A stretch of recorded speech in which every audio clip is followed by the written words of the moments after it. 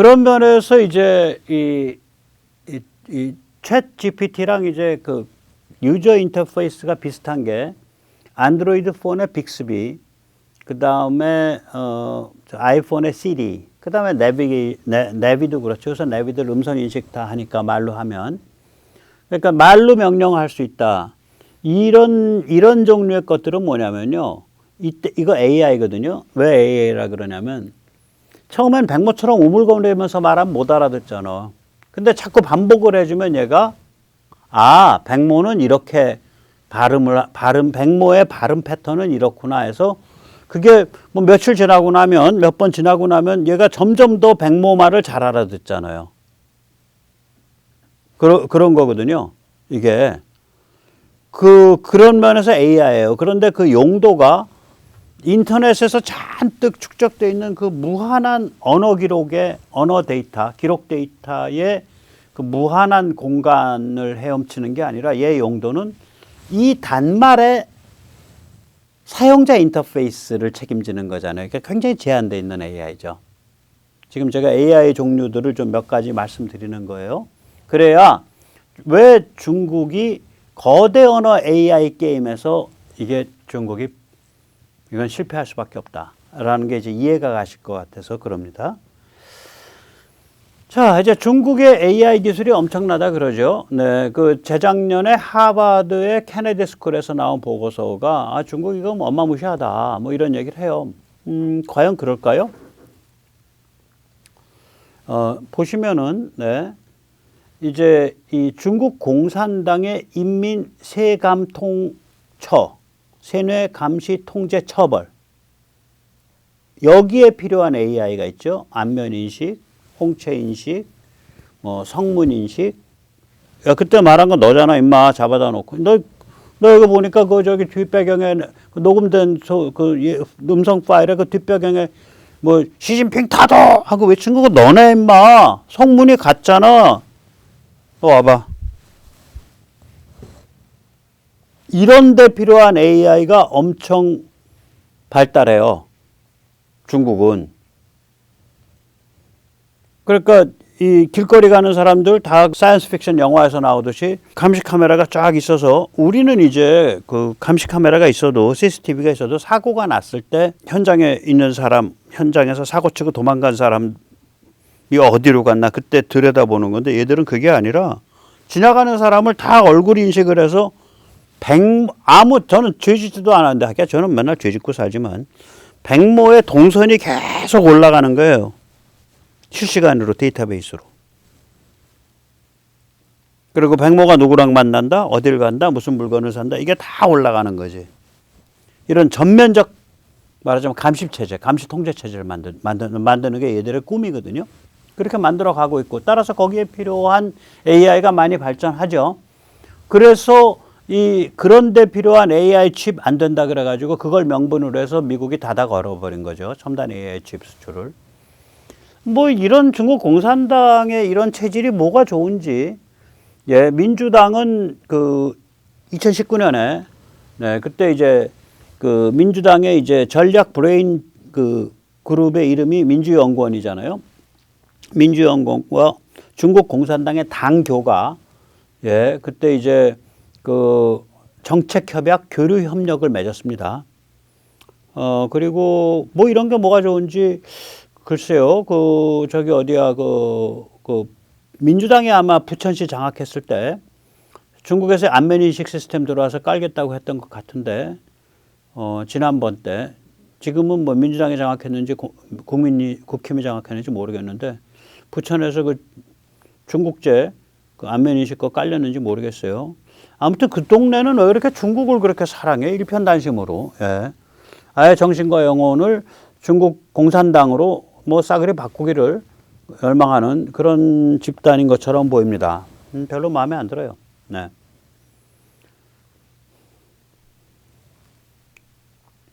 그런데 그 중국 공산당 체제에서 이 거대 언어 AI가 꽃을 못 피워요. 그 얘기를 하려고요. 저렇게 세뇌 감시 통제를 하기 위한 AI는 꽃을 피는데 안면인식 같은 거, 이 거대 언어 AI는 꽃을 못 펴요. 이건 중국 공산당으로서 이렇게 들이댈래야 들이댈 수가 없는 영역의 솔루션이에요. 이게 왜 그러냐? 예. 아까 말씀드렸잖아요. 거대 언어 AI라는 거는 어떤 언어의 세계에 들어가서 이미 축적된 언어의 세계에 들어가서 거기서 배워오는 거예요.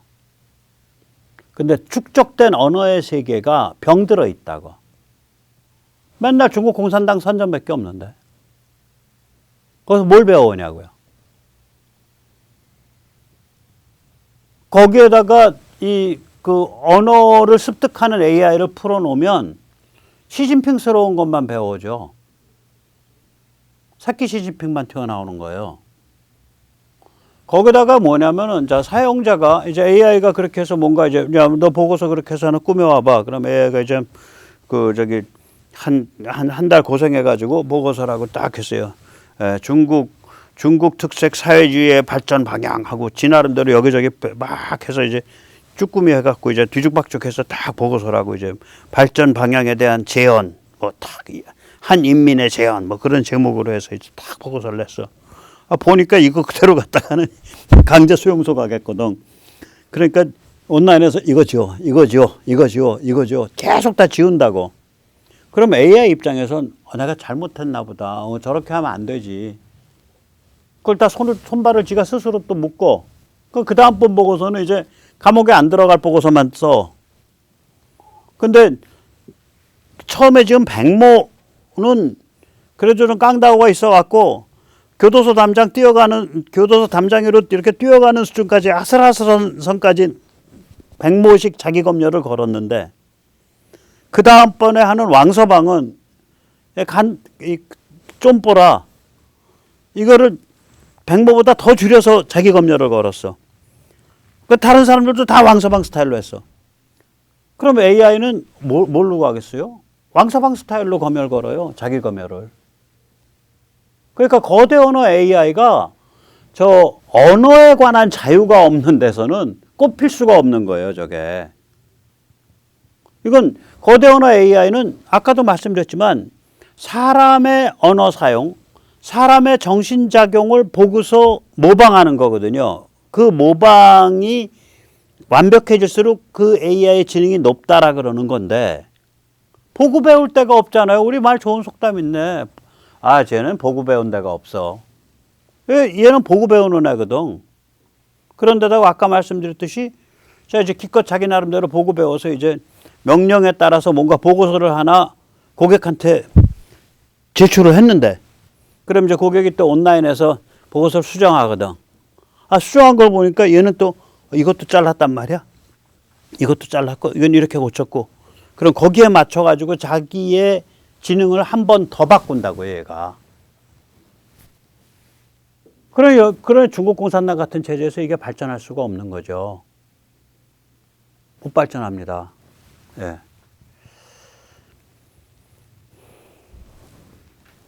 예, 그래서 이제 결론적인 말씀을 드리겠습니다. 이제 판도라의 상자는 열렸어요. 좋든 싫든 간에 이 거대 언어 AI 세상이 된 겁니다. 예, 이런 세상에서는 중국 공산당은 망해요. 네, 망합니다. 발도 못 붙입니다. 오직 자유 세계에서만 이 거대 언어 AI가 꽃을 피우고 사람들이 그걸 이용을 활발히 하고 기술이 더 발전하고 그런 식으로 가요. 그래서 각각이 던져지는 말이 다른 거죠. 중국 공산당의 중국 특색 사회주의 체제에서는 야, 우리는 거대 언어 AI가 발전을 못 해가지고 생산성과 창의성의 발달이 제약이 된다. 이게 그러니까 기계가 사람 흉내내니까 사람은 더 창의적인 차원으로 튄다고요. 그럴 거 아니에요. 그래서 이게 창의성을 극까지 밀어붙여요. 이런 일들이. 너 사람이야? 그럼 나 기계랑 좀 다른 거 해봐. 이렇게 되는 거예요. 모든 사람이 이제 그런 화두에 부닥치게 된다고요. 근데 중국에서는 그런 압력이 덜 하겠죠. 따라서 정신노동, 창의성 이런 것의 질이 낮아지겠죠. 근데 그게 앞으로는 부를 만드는 영역이죠. 사회가 전체가 그런 문화로 돌아가야 거기서 뭔가 전 세계 사람들을 감동시킬 수 있는 상품과 서비스와 문화와 예술이 나올 텐데 점점 뒤처지게 되죠. 오케이, 중국은 그렇게 해서 골로 가. 자, 근데 그 너희 잘난 자유세계, 오케이, 거기 막 거대 언어 AI가 엄청 발달해가지고 막 직업이 날아가고 막 사람이 획획 바뀌고 막 이렇게 됐어. 예를 들어서 우리가 변호사 사무실에서 많이 하는 그 보조 역할 하는 사람들 태반 날아갈 거예요. 변호사도 3분의 1쯤 날아갈 걸. 예를 들어서 그런 거지. 이러이러한 상황에서 손해배상에 대해서 알아와봐. 그럼 얘가 그냥 법령 DB 다 뒤져가지고 무슨 법에서 이랬고 판례에서 이랬고 판례에서 이랬고 얘가 줄줄이 다 갖고 올 거라고. 피고 입장에서 혹은 원고 입장에서 민사소송의 원고, 민사소송의 피고 혹은 형사소송의 피고 입장에선 그것만 쫙 보고 나서 변호사 없이 자기 변호하면 되잖아. 그런 걸 자기 변호할 수 있다고 생각하니까 변호사 비용이 뚝뚝뚝뚝뚝 떨어지죠. 얘가 이제 거대 언어의 세계는 아닌데 이 영상 판독도 얘랑 비슷한 거예요. 이거는 이미지인데 그러니까 척추가 이렇게 생겼을 때는 뭐 7번 경추가 나간 거, 이렇게 생기면 8번 경추가 나간 거. 뭐 옛날 그 박주신 그것 때 그 의문 들었듯이 이런 식으로 피하 지방이 나타나면 이건 체중이 한 120kg 나가는 그런 사람. 뭐 이런 그 판독 기준들이 있으니까 영상의학과의 전문의의 일에 한 70%가 없어지고 그 1차 판독이 맞나 틀리나 보고 다시 한번 고민하는 의사는 그 역할로 올라가겠죠. 점점 더. 그러니까 결국은 뭐냐면 과연 이런 거대 언어 AI 혹은 그것을 그 노하우가 준용된 이미지를 다루는 AI 뭐 그런 것들이 자꾸 나오게 되면 과연 인생이 더 유의미해지냐, 인생이 행복해지냐, 세상이 좀 더 여유 있게 살만해지냐, 이건 전혀 다른 문제라고. 그러지 않을 수가 있어요. 예를 들어서 컴퓨터가 일반화되면서 뭐 우리는 다 이제 받아들이는데 말하자면 집사라든지 비서라든지 시종 옛날 그런 역할과 비슷한 종류의 직업군은 다 없어졌잖아요. 요새 어디가 굉장히 큰 회사에 가야 임원, 그것도 탑 임원실에 가야 커피 갖다 주고 손님 접대하는 비서가 있지. 뭐 웬만한 회사에 가서 손님 접대하고 커피 갖다 주고 그것만 딱 앉아서 기다리는, 그러니까 우리가 리셉셔니스트라 그러죠. 그 비서가 없잖아요, 보통 회사가. 왜냐면 컴퓨터가 일반화됐죠. 옛날에 그 웬만한 중소기업만 가도요, 네, 그 사장이나 임원 앞에는 그런 사람들이 있어요. 그 사람들이 해주는 건 딱 하나야. 따라서 전화 받고요, 키폰 전화 받고요. 아, 계신데요? 안 계신데요? 있어도 눈치 까가지고 없는데요? 이거 역할 해주고요. 그 다음에 스케줄 관리해주고요. 두 개가 핵심이에요. 오히려 커피보다도. 그 다음에 이제 커피 심부름 해주고요. 그 다음에 이제 불러가지고 야 이거 저기 뭐야 저기 뭐 출력 좀 해와. 그때는 또 뭐 출력이 그때 랜으로 해서 걸지도 못해요. 랜 카드 하나가 90년대 중반에 그때 돈으로 20만 원인데 랜 카드 하나가. 그러니까 이제 그 뭐 프린터 같은 게 다 있지도 않고, 예, 그러면 이제 그 플로피 디스크 같은 걸로 빼갖고 이제 그땐 플로피 디스크라고 휘청휘청한 디스크 있어요. 그 비서한테 주고 아, 출력 좀 해오셔라고 말할 수 있죠. 근데 그런 사람들이 꽤 있었어요. 한 글쎄요, 제가 보면 90년대 한 초중반까지. 근데 지금은 그런 역할 하는 사람들이 없잖아요. 누가 비서 시켜서 자기 스케줄 관리해? 내 스케줄을 왜 비서한테 관리해? 내가 휴대폰에다 넣지. 그렇잖아요. 그러니까 이렇게 이런 종류의 일들이라는 게 우리의 그 생활과 이 그 고용 환경, 분업 이런 걸 다 바꿔버리거든요. 이 거대 언어 AI가 그거 이상의 변화를 가지고 올 거예요. 직업 구성, 분업 이거에 어마무시하게 뭔가 달라질 거예요, 이거. 그러면 뭐냐면 어떤 한 사회가 노동 유연성이 높고 적응력이 강한 문화가 절대적으로 유리하다는 소리죠. 사람들이 뭔가 학습 능력이 높고 빨리빨리 잘 적응하고 그런 문화가 유리하다는 소리예요. 그러면 이 변화에 잘 적응하는 문화, 그런 사회에서는 거대 언어 AI는 축복이고요. 이런 변화에 잘 적응을 못하는 일본과 같은데 아직도 도장 찍고 팩스하는 이런 데서는 이게 재앙이에요. 그러니까 이걸 인류 전체에 두고 이런 변화가 축복이다 재앙이다 그렇게 말을 못해요. 그러니까 사회 전체가 학습 능력이 강하고 적응 능력이 강하면 축복이에요.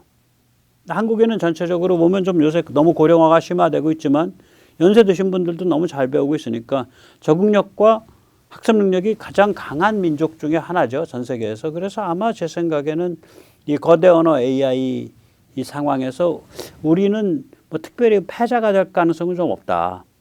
한국은 오히려 다른 문제가 있죠.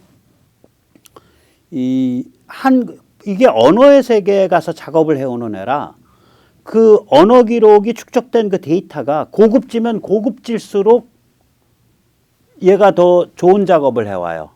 다시 말하자면 한국어 및 그 컨텐츠를 우리가 가다듬지를 않았단 말이죠.